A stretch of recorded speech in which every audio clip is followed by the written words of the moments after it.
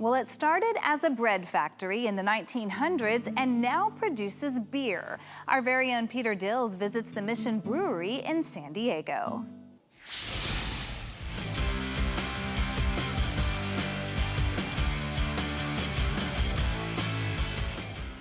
Heather, you're correct. You got me again. I love beer, especially craft beer. Well, we're moving out of craft beer month.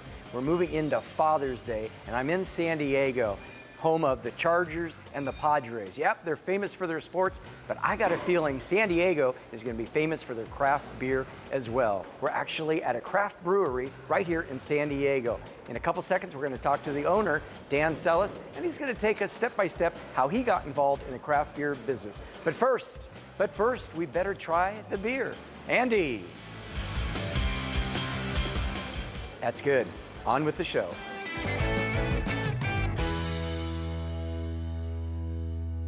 Dan, I think you've got a funny and a unique story on how this brewery got started. This started 25 years ago when I was in college, and I was renting a house from this guy, and I asked him one weekend, just randomly, hey, what are you doing this weekend? And he said, I'm brewing beer. And 25 years ago, it wasn't very common to homebrew. And I looked at him and I said, you're brewing beer? That sounds radical. I want to do that. And he said, go buy the kit and the ingredients, and I'll come over and show you how to do it. So I went out, bought all the ingredients. He came over, taught me my first batch. So for the next 15 years, I brewed every month, sometimes every weekend. I started to enter competitions, started to win amateur competitions. And from there, I went through the beer judge certification program, became a certified beer judge, which really increased my beer knowledge to the point where I had the confidence to start Mission Brewery. How is beer made? The process starts from the barley that's in our silo. We use different types of barley. Some of the grains are roasted a little darker, chocolate, malt, crystal malts, etc. Depending on the recipe and the type of beer that we're making will depend on what kind of grains we're using. If it's a stout, there's a lot of dark malts. If it's an IPA, there's some crystal malts in it. From that point, it travels through an auger into our mash tun, where the grain is combined with hot water at just the right temperature to convert starches to sugars. We turn on sprinkled fountains over the top. It's called a sparge, which pulls the sweet juice out of the grain and pushes it into the kettle. At that point, we have what's called wort. We boil the beer for 60 to 90 minutes and add hops. Most beers are balanced between the sweetness of the malt and the bitterness of the hops.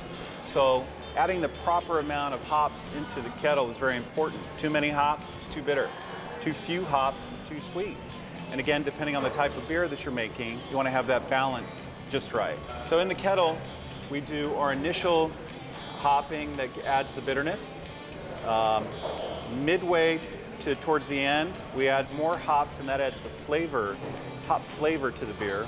And at the very end of the boil, we'll add more hops that adds aroma. From there, the beer gets pushed through a heat exchanger, cools it down into a fermenter, where we add yeast to ferment the beer. So different yeast strains depending on, again, the type of beer. The German yeast strain for an authentic Bavarian Hefeweizen, or an American yeast strain for the IPAs. After about a week, fermentation is complete. We can filter the beer and push it into a bright tank, which is the final step of the process. In the bright tank, we carbonate the beer and then can package it in bottles, kegs, and cans.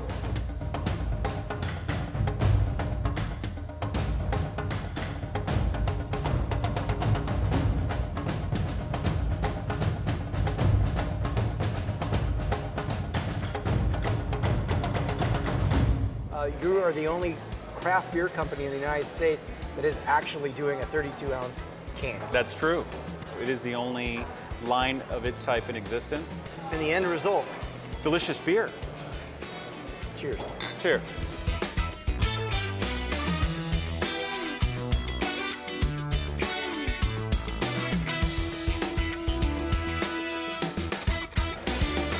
Hey Jenny, what's going on? Here? Yeah, I'm here, and you know, the greatest thing about coming to a brewery is that some of the beers that you have on tap, in the bottles, in the cans, are not available yet for retail and for restaurants. So that's exciting to me.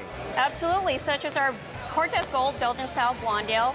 It was a very popular style in our tasting room, and we decided to offer it to the general public in 32-ounce cans.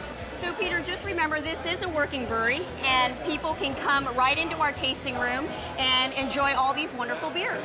That's Jenny from Mission Brewery. I'm Peter Dills, and we're signing off from the Mission Brewery here in San Diego.